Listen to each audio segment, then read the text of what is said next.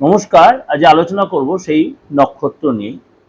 কারণ আপনাদের বারবারই বলেছিলাম আমি ২৭টা নক্ষত্রে ছোট ছোট করে আপনাদের করে আলোচনা করব, তার বৈশিষ্ট্য, ক্যারেক্টার বা কি গুণাগুণ বা কাদের সাথে রিলেশন করলে ভালো হবে, তাদের কোন ধরনের প্রফেশনে গেলে ভালো হবে বা কোনটা অ্যাভয়েড করলে ভালো হবে। এবং ছোট ছোট করে আপনাদের আলোচনা করেছি অনেকগুলো নক্ষত্রে। আজকে সেরকম আলোচনা করব। আজকে আলোচনা করব ধনিষ্ঠা নক্ষত্র নিয়ে।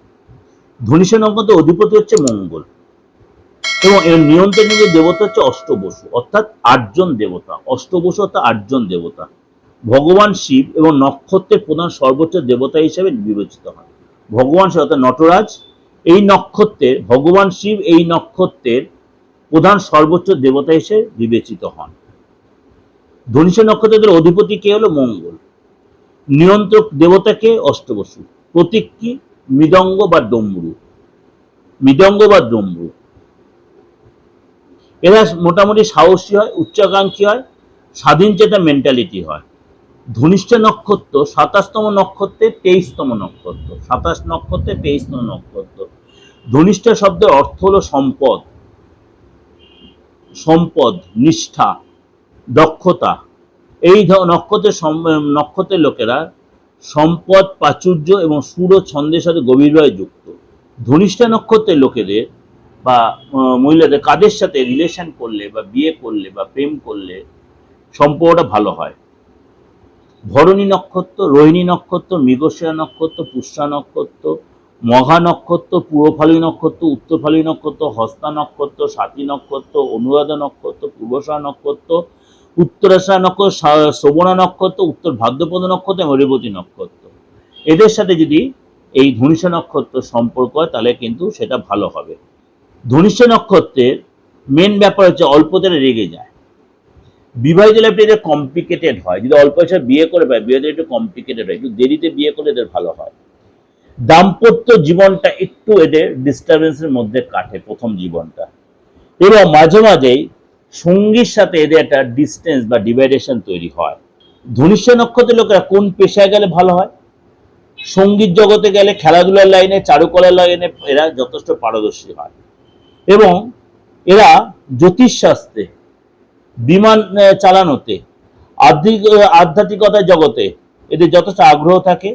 এবং এরা যদি বিদেশ ভ্রমণে বা বিদেশে এটা কোনো কাজের সাথে জড়িত, সেখানে সফলতা প্রাপ্তি হয়। আরেকটা কথা, ধনিষ্ঠা নক্ষত্রের লোকে যদি, যেটা বললাম সেটা তো মানে চাকরি বা প্রফেশনটা বললাম, যদি ব্যবসা, মোটামুটি রিয়েল এস্টেট ব্যবসা আপনাদের ভালো হতে পারে, সম্পত্তিগত ব্যবসা, বিশেষ করে জমি জায়গা কেনা বেচার ব্যবসা আপনার ভালো হবে। এবং এই সময় কিন্তু আপনি মানে ইঞ্জিনিয়ারিং লাইনেও কিন্তু আপনি ডেভেলপ করেন, যন্ত্রপাতি রিলেটেড কোনো ব্যবসায় জড়িত হলে সেখানেও কিন্তু আপনার ডেভেলপ করবেন। ধনিষ্ঠা নক্ষত্রের লোক এরা প্রতিভাবান। এরা সকল কাজে এরা নিজেরা মানে যে কাজটা করে সে কাজে এরা মন দিয়ে করেন, বা এদের মধ্যে একটা অভিজ্ঞতা থাকে, মানে যে কোনো পরিস্থিতিতেই নিজের দক্ষতার সাথে এরা মানিয়ে নিতে পারেন। এদের রাগটা বেশি ধনিষ্ঠা নক্ষত্রের লোকেদের, খুব সবকিছু শেখার ইচ্ছা বেশি, মাথা বা বুদ্ধি খুব তীক্ষ্ণ, এবং এরা মন ভোলানো হাসি দিয়ে আপনাকে মানে অ্যাট্রাকশন করবে, আকর্ষণ করবে। এবং এদের ধর্মীয় প্রকৃতিও মোটামুটি যে ধর্মীয় এদের ডেভেলপ থাকে, মানে ধর্মের প্রতি ইন্টারেস্ট থাকে।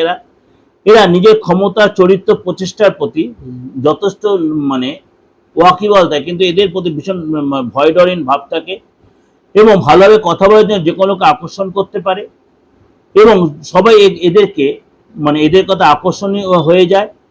এবং অনেক মানুষের সাথে এরা একসাথে সময় কাটান, ধার্মিক কাজে উৎসাহিত হন, এবং দায়িত্ব ছেড়ে চলে যাওয়া পছন্দ হয়। হয়তো অনেক সময় পরিস্থিতি চাপে এদের দায়িত্ব ছেড়ে চলে যায়, কিন্তু এরা সেটা পছন্দ করে না। এবং অনেক সময় মাঝে মাঝে অনেক প্রতিবন্ধকতার সম্মুখীন হয়। লোকে মাঝে মাঝে এদেরকে একটু ভুল বুঝে ফেলে এদের রাগ আর জেদের জন্য। এদের শিক্ষাগত যোগ্যতা মোটামুটি ঠিকই থাকে, খুব যে খারাপ থাকে তা নয়। বেশি করে এদের টেকনিক্যাল লাইনে গেলে এদের জন্য খুব ভালো হয়।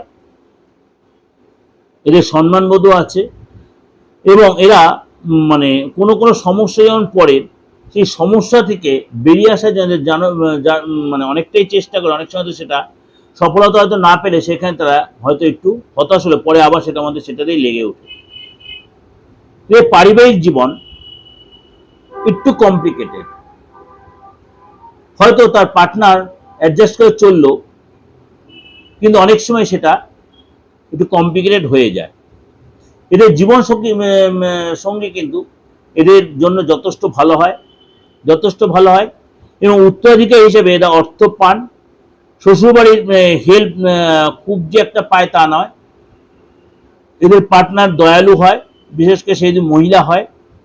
আয়ের চেয়ে এদের ব্যয় বেশি করে ফেলে এবং আর্থিক উন্নতি আসার জন্য এদের অনেকটাই স্ট্রাগল করতে হয়।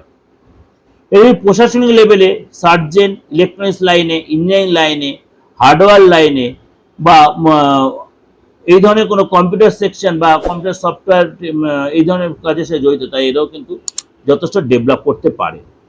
এই যে ছোট ছোট করে আপনাদের যে আলোচনাটা দিলাম, সব রকমের আপনার কোন কেরিয়ার মানে কোন লাইনে গেলে বা কি ধরনের পড়াশোনা করলে বা কাদের সাথে সম্পর্ক ভালো হলে বা এর প্রতীক কি বা কোন নক্ষত্র বা কোন দেবতা, সবই আপনাদের ছোট ছোট আমি আলোচনা করি। খুব ভালো লাগলো, আপনাদের ভালো লাগবো, আপনাদের ভালো লাগলো অবশ্যই লাইক করবেন, শেয়ার করবেন। আপনার নক্ষত্রটা কি সেটা অবশ্যই এখানে খুঁজে নিয়ে দেখে নিয়ে আপনি সেটা জানবেন। যদি আপনার ভালো লাগে অবশ্যই কমেন্ট সেকশনে লিখবেন, আপনার নক্ষত্রটা কি, তাহলে অবশ্যই আমি বুঝতে পারবো যে আপনার নক্ষত্রের সাথে আপনার কতটা মিলছে। ভালো লাগলে অবশ্যই লাইক করেন, শেয়ার করেন, আমার চ্যানেল অবশ্যই জুড়ে থাকুন। যদি যোগাযোগ করতে অবশ্যই বুকিং নাম্বার রয়েছে 891009, অনলাইন বা অফলাইনে। সরাসরি চেম্বারে আসতে পারবেন, সেরকম কোনো ব্যাপার নেই। আপনি বাইরে বা দেশে বিদেশে যেখান থেকে আপনি যোগাযোগ করছেন, আপনি অনলাইনেও আপনি যোগাযোগের সেম প্রেডিকশন পাবেন, ডেট অফ বার্থ থাকুক আর নাই থাকুক। আপনি বাস্তুটা ডেক্টিভেশন অবশ্যই করে বাস্তব ডিস্টার্ব চলছে, আপনি আইনি একটা ঝরঝরে ঝামেলায় পড়ে আছে, আপনি অবশ্যই রেক্টিফাই করে দিতে পারেন। সেটা আপনি নিজের বাড়িতে বসে কুরিয়ার সার্ভিসের মাধ্যমে আপনার অনলাইনের মাধ্যমে সে প্রেডিকশন মানে সমস্ত সার্ভিসটা আপনি পেয়ে যাবেন। ভালো থাকবেন, নমস্কার।